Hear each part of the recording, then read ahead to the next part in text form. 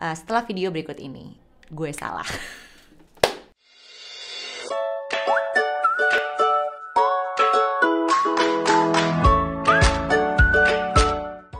Hai Ayah dan Ibu, kembali lagi bersama saya Saskia Aulia Prima, psikolog dan juga co-founder dari 3 Generasi.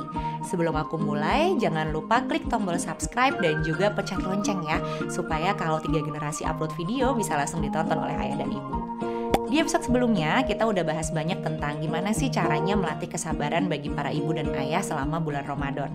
Kali ini di episode kedua di Winning Ramadan, kita akan bahas mengenai gimana caranya melatih anak punya kontrol diri dan juga kesabaran. Apalagi tahu sendiri ya, anak-anak kecil-kecil itu kan kalau nggak bulan Ramadan aja tuh disuruh sabar tuh susah. Nah sekarang mereka lagi bener-bener dilatih nih di program buat latihan sebulan ke depan dalam rangka meningkatkan kontrol dirinya dan juga kesabarannya gitu. Jadi stay tune terus untuk tahu tips dan triknya dalam melatih kesabaran anak selama bulan puasa.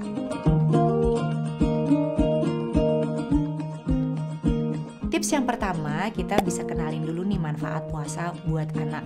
Mungkin jangan yang susah-susah, pakai bahasa yang sederhana aja, terutama anak-anak yang di bawah 6 tahun ya, karena masih sulit juga gitu. Nah, jadi kita bisa bilang kalau kita puasa itu kan kita latihan supaya nggak terlalu suka marah-marah misalnya, atau kita latihan menahan diri nih supaya nanti kalau udah tahan sebentar laparnya kita bisa makan dengan lebih enak. Itu juga bisa. Atau ayah dan ibu juga bisa sambil bacain cerita Nabi dan cerita-cerita nih kalau orang sabar itu kira-kira tuh bakal dapat apa, bakal hal-hal baik apa sih yang dia dapat. Nah itu jadi bisa jadi hal yang bisa dicoba di bulan Ramadan ini untuk meningkatkan kesabaran anak. Tips yang kedua, kita bisa membiasakan anak sedini mungkin loh untuk berpuasa. Caranya dengan dicontohin aja. Kita jadi role modelnya atau kita jadi panutannya. Jadi dari bayi banget ya, misalnya kan dia udah sering terlibat ya bulan Ramadan tuh seperti apa gitu. Jadi tahu apa yang harus dilakukan.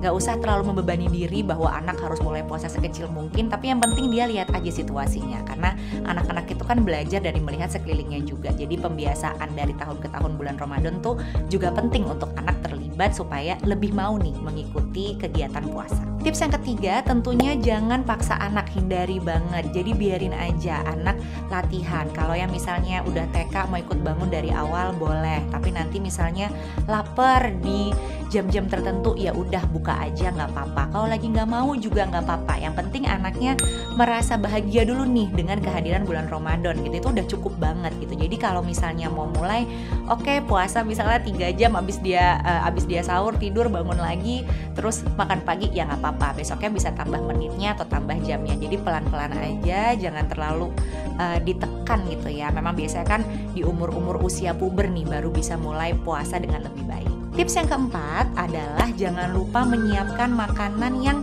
enak atau yang menjadi favorit anak nih pada saat berbuka gitu. Nah ini bisa jadi sumber motivasi anak untuk melakukan ibadah puasa. Tentunya makanannya harus sehat ya, biar terjaga juga nih kesehatan fisik dan mental si kecil.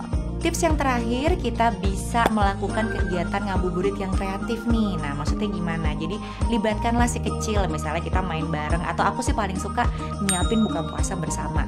Dari mulai planningnya nih, mereka kira-kira mau buka pakai apa, terus ikutan masak sesuatu yang mereka bisa aja nih.